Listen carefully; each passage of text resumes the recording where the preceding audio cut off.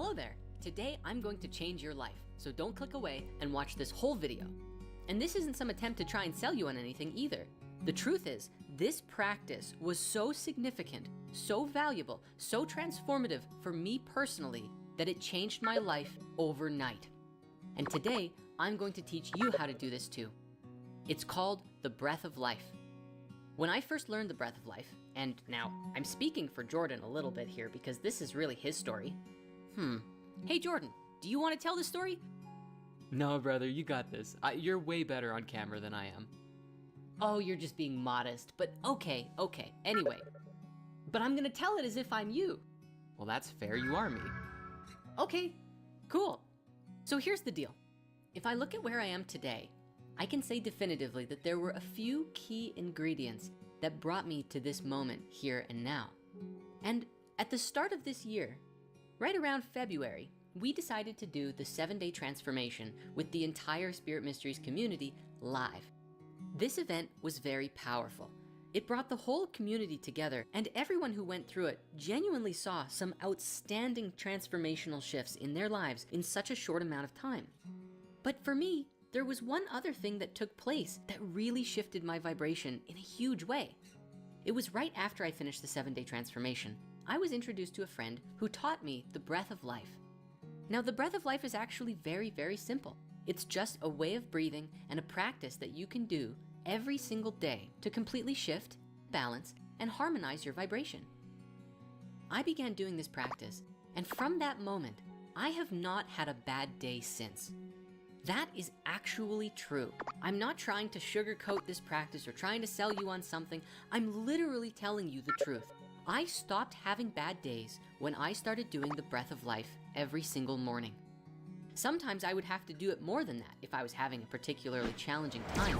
But no matter what, without fail, until I truly learned how to activate my Merkaba, the breath of life was a lifeline to be connected to myself every single day, and it was something that fundamentally shifted my entire worldview overnight.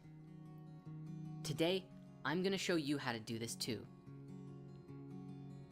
Now, the breath of life by itself is very valuable. It's a 7-second inhale, followed by a 3-second breath hold, and then as you exhale, don't worry about the time, but you're envisioning that you're breathing into your heart. Imagine almost as if you are weaving the breath itself into your heart. So with every breath of life, you're breathing in prana, nice and slowly, a 7-second yogic inhale. Then a 3-second hold at the top while the prana all coalesces together. And then you exhale, weaving that prana into your heart, as if anchoring it or moving it into the heart itself, or the heart chakra. Now, as mentioned, by itself is very powerful. However, it wasn't just this breath that changed my life. The other thing was the 4 affirmations that go along with it. So when you do the breath of life, there's a practice of affirming words to your heart using the breath. And this is very, very important to do. You simply won't have the same experience without it. And by learning how to do it with these affirmations, you learn that you can unlock that with any affirmations. And you can do the breath of life for anything that you're going through or anything that you want to develop and capture into your heart. So here were the 4 affirmations. I love myself, I trust myself, I honor myself, I value myself. I will now guide you through the entire meditation so that you can do it right now. Are you ready? It's okay if you're not. Pause this video, get yourself comfortable, get yourself into a meditative position if you like, and get ready to heal your heart. Yeah. Just for now. Blizzard. Just punch him right in the ovary. Take it. Anyway. Yeah, no long text boxes, none of that mess. Just a gang comes up, punches your broad, and takes her off, and you have to go save her. It's a tale as old as time. I mean, I've had that happen at least a baker's dozen times in my life. Anyway, without further ado, let's get right on into the meat and potatoes here and cover the breaking news because I got a lot I want to get off my chest. So, Bobby Kotick has broken his silence. The man responsible for the disgusting monetization practices that we see all over Activision Blizzard's titles still today, specifically Call of Duty. And I'm not just talking about the yearly releases. Those are bad enough. But when we bought that $2 bacon camo back in Black Ops 2, the bad ideas that floated around in this man's mind were just horrific. But he has broken his silence, and not only that, it sounds like he's going to go to war with Call of Duty and Activision Blizzard, and I'm not even joking with that. Feast your eyes on this, guys. This is from GameFile. As of yesterday, former Activision CEO Bobby Kotick says lawsuit opposing Microsoft Activision deal was secretly meant to help the Embracer Group, and Embracer, while humbled, denies involvement. In a grievance-filled legal filing, Kotick also vows to shine a light on the gross misconduct of the activists who invented the false narrative of misconduct at Activision. He's pulling an exhibit. He's putting misconduct into your misconduct and then sticking it in your steering wheel so you crash and burn instead of watching the road. And this is a pretty long article, but just to give you an appetite for it, like just a snippet of what I'm going to cover. Let me just read this part, okay? The AP7 fund has sought to make their suit a class action, claim additional payments for shareholders, and to even invalidate the deal. The deal being Activision Blizzard's sale to Microsoft. It names Microsoft, Activision Blizzard, and the company's former board of directors, including Kotick, as defendants. The Microsoft deal could just cease to exist and Call of Duty go back to being Activision Blizzard owned only, which is just, it sounds like the biggest headache ever. But there is so much in this article I want to cover, and I'll be going over all of it and more after a brief word from this video sponsor. If, like me, you guys like watching live streams, then you are absolutely going to love this. 1v1me is a competitive gaming app where you can stake on pro matches and pro players in a variety of games. It's really simple how it all works. Fancy and Boogs here. I'm going to pick Boogs, and you can see his multiplier there. And then I just place my stake, and then if he wins, I get money. There's also anti-fraud measures, so no cheating here. COD matches run every night at 10 p.m. EST. Over $100 million has been paid out to users on the platform, and every match is reffed and streamed with instant payouts after the game. Put it simply, pick the better pro gamer, stake on them, win cash. So if you guys want to get in on this, go to 1v1.me/blame and use code BLAME when you sign up. That will get you a $25 no sweat offer, meaning if your first stake loses, you will get your money back up to $25. Hit up the link in the video description and have fun.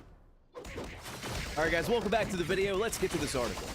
A long-running lawsuit objecting to Microsoft's $69 billion purchase of Activision Blizzard has received an extraordinary reply from former Activision Blizzard CEO Bobby Kotick and swift pushback against one of its most volatile claims. The ongoing lawsuit, filed by Swedish pension fund Sjunde AP Fonden, I might be saying that wrong, sorry to any Swedish viewers out there, also known as AP7 in Delaware's Court of Chancery in late 2022, alleges that Kotick rushed the sale of Activision Blizzard in late 2021 to avoid the consequences of sexual misconduct and scandals swirling around the company. And then it goes on to talk about, like I covered before, how the deal could just be invalidated entirely. I don't know the legal proceedings or the legal mumbo jumbo here, but it sounds like the entire thing would just be redone. Like, it would be like a time machine. We go back in time and the deal would never happen and Microsoft would not own Activision Blizzard and all its IPs anymore. At least that's what I am gathering. Again, sounds like a major headache, but it actually gets juicier. In a newly disclosed court filing that was submitted by Kotick and his lawyers in December and published for public consumption yesterday, the veteran gaming CEO denied AP7's claims via an official answer to the suit. In that answer, Kotick doesn't just deny the allegations and offer a defense of his run overseeing the makers of Call of Duty, World of Warcraft, and Candy Crush. He also attempts to assign blame for those workplace scandals, the bad press, and even for the AP7 lawsuit. Behind this specific litigation, he suggests, is another powerful games industry player, the Embracer Group, makers of Tomb Raider, Dead Island, rights holders to Lord of the Rings. He describes Embracer as a potential secret collaborator on the suit, or at least to him, a conspicuous potential beneficiary. Bobby Kotick is starting to sound like a conspiracy theorist. He sounds like me during Modern Warfare 3 trying to figure out if there were AI bots in multiplayer. Anyway, let's take a break from all this legal mumbo jumbo, and I want you to just listen to this from Double Dragon, okay?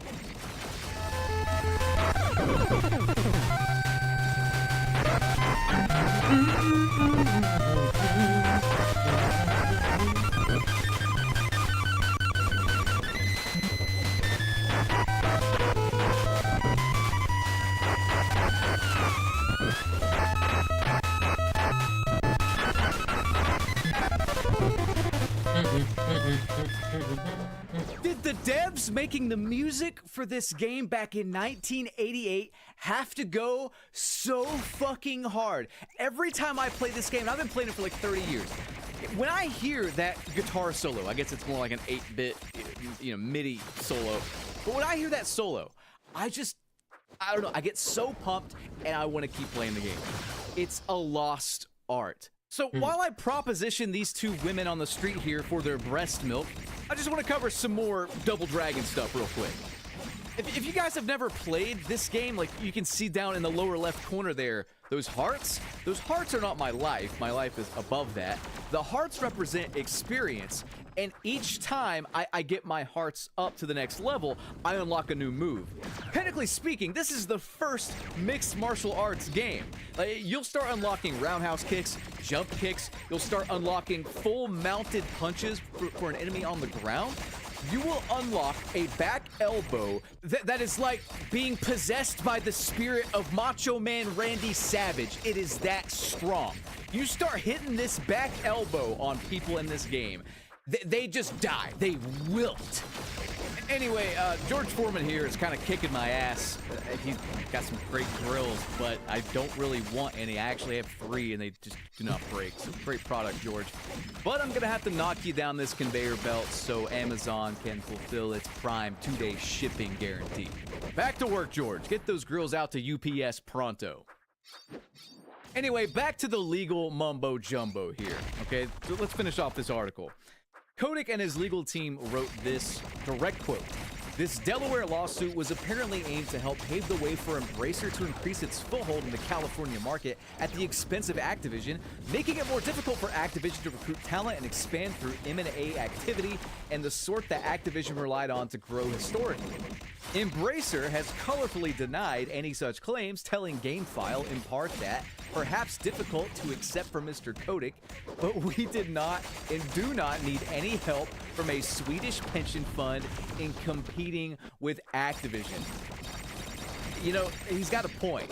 You just kind of look at this picture and it's like, well, I don't think they had anything to do with the whole sexual misconduct allegation. I think it just actually happened. I think it actually happened there. But, you know, picture says 1,000 words, they say. Anyway. Charlie Intel has some more quips from Bobby Kotick, and he all but roasts Call of Duty under the direction of Microsoft. Check this out. Former Activision CEO Bobby Kotick claims in a legal filing, this is actually terrifying, that Call of Duty sales in 2025 were 60% I just can't stream Maple Story on lower TikTok because it's not in the directory. According to how this is worded, this is on I wouldn't call every it a copy. single platform. Call of Duty Maple came out sold Maple came out first, 60% less but it's a 2D than the year MMO. prior. COD is on track to perform over 60% below last year because of the intense competition from titles like Battlefield, destroying the FTC's now defeated argument about the lack of competition in the first-person action game category. It's got I'm gonna go on a limb That's here good. and say that whether Battlefield 6 came out or not, the game fucking sucks. And I think the numbers would have been similar. I really do. Whether Battlefield came out or not, I think COD would have sold like shit this year, like it sold like shit during Modern Warfare 3's release. Modern Warfare 3 was actually a decent game, better than Black Ops 7, I think, but it's just that stupid DLC lazy bullshit that they should just not release a game that year, but they cannot help themselves. So that argument from Mr. Kodak there kind of has a lot of holes in it, honestly. I mean, modern day Call of Duty, specifically Black Ops 7, is so fucking bad. I would rather wrestle a 2-on-1 handicap match in WWE against Brock Lesnar and a live gorilla than play Black Ops 7. I would rather watch Big Bang Theory 24 hours straight with the laugh track removed then play Black Ops 7. I would rather look for a needle in a haystack, naked, not knowing that hundreds of angry, rabid crabs have taken residence in said haystack, then play Black Ops 7. The game fucking sucks. And you know what? Honestly, I gotta commend Bobby Kotick a little bit. He sold Microsoft a dead, tired piece of shit series.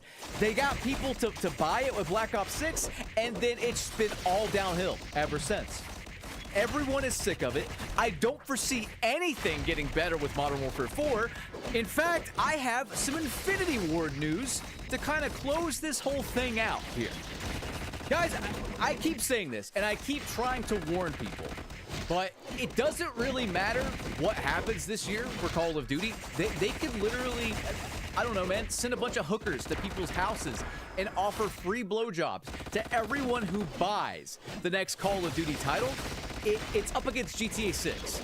Unless someone sabotages the release of GTA 6 and it does not come out this year, they are absolutely fucked.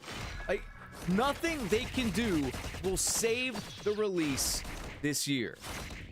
Just to show you the development team behind this Call of Duty, by the way. Like, it doesn't matter what they do, but this is the development team behind Modern Warfare 4 here.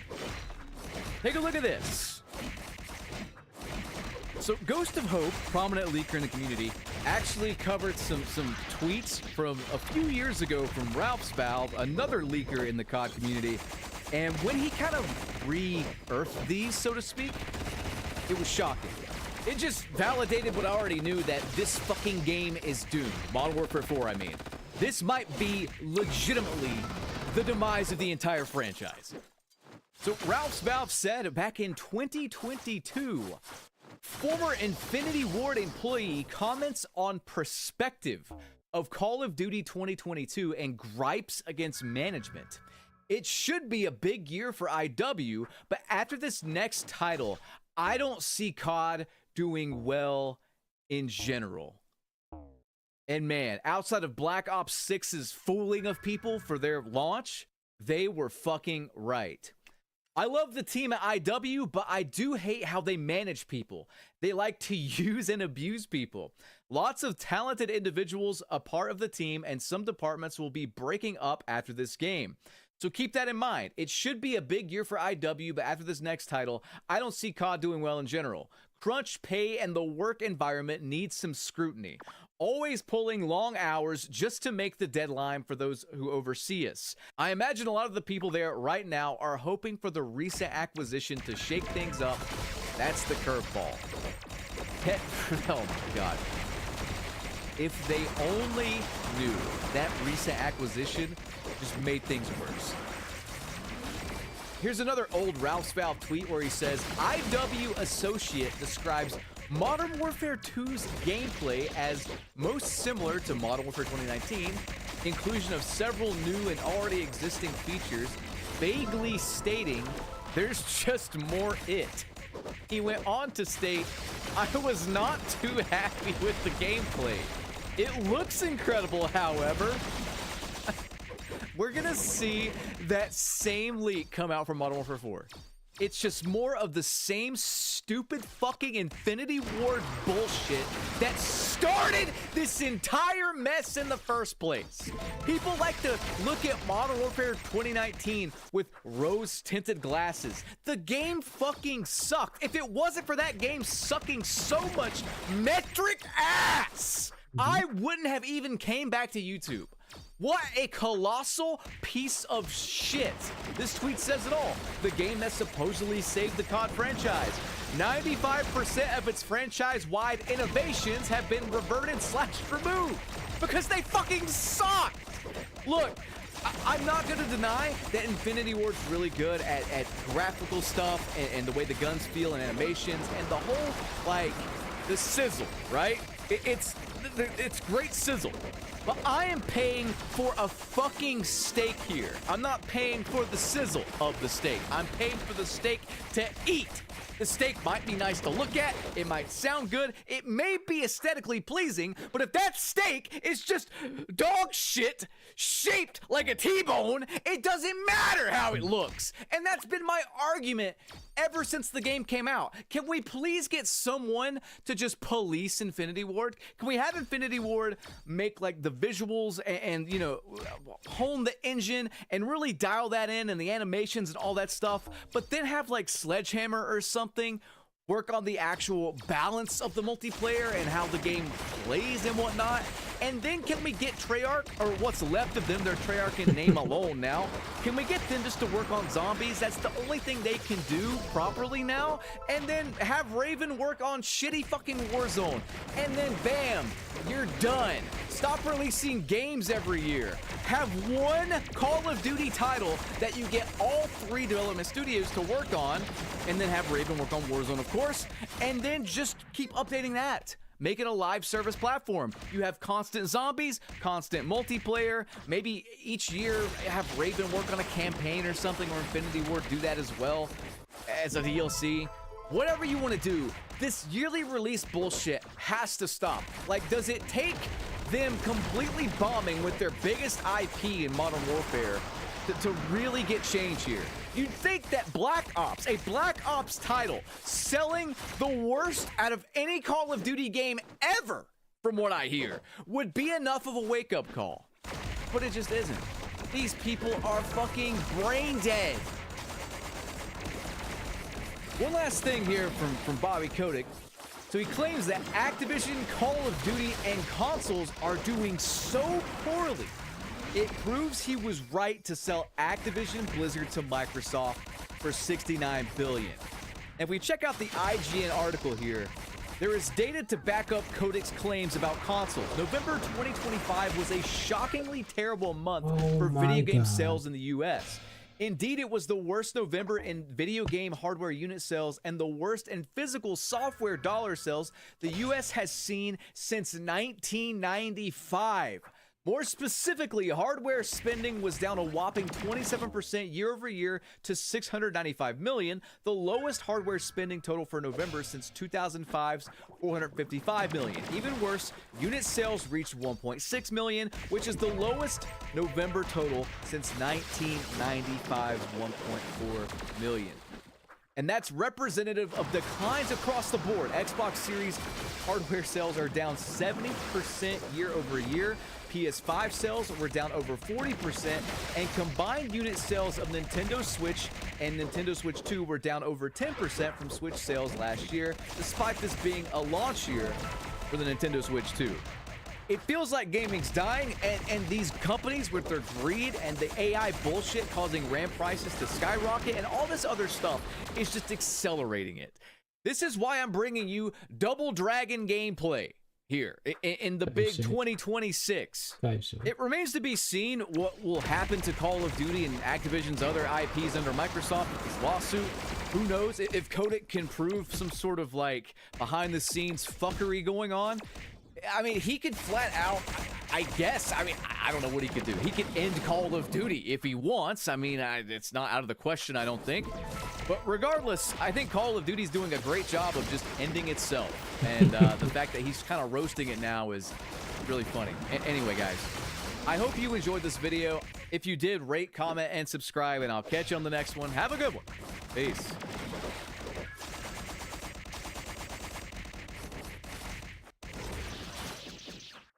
Alright, boys. So now the video is over. We're gonna go and put some music in the background, and I will be talking. Listen, it's time No for the time to most listen. highly requested video. No time to listen. Sorry. You're gonna be talking over the video. I mean the stream. So yeah, you get that average QX7 stream.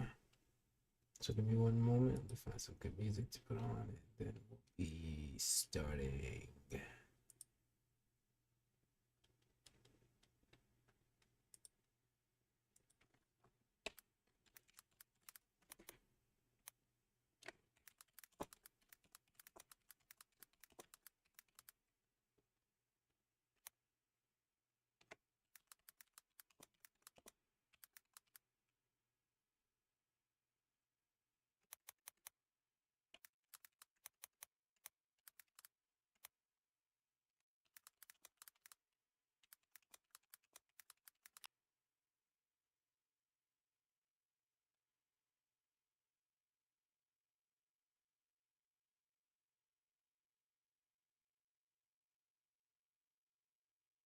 Hmm.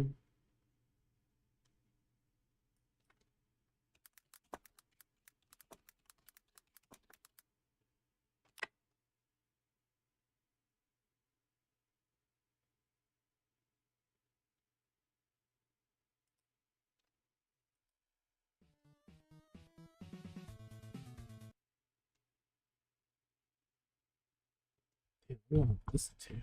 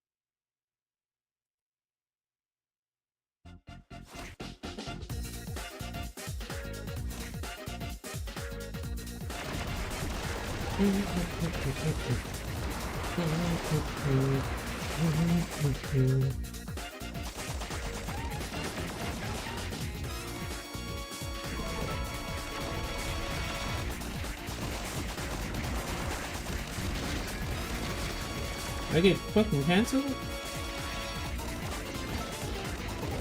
Not today, boys and ladies.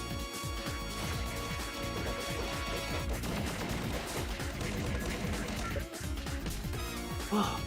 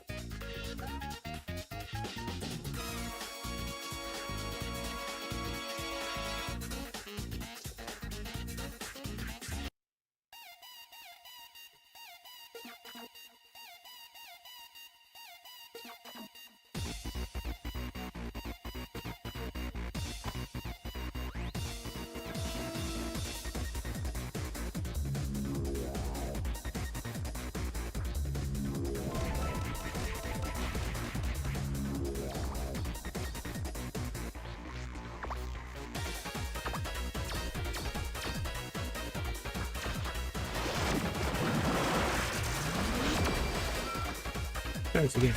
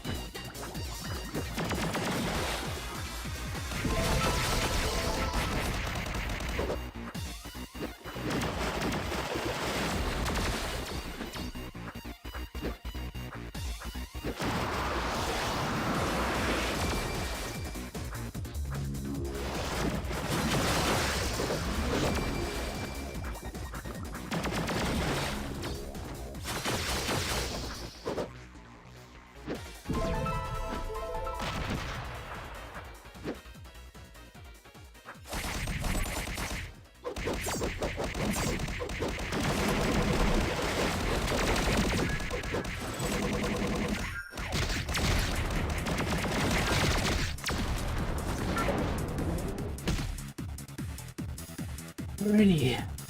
This is fun.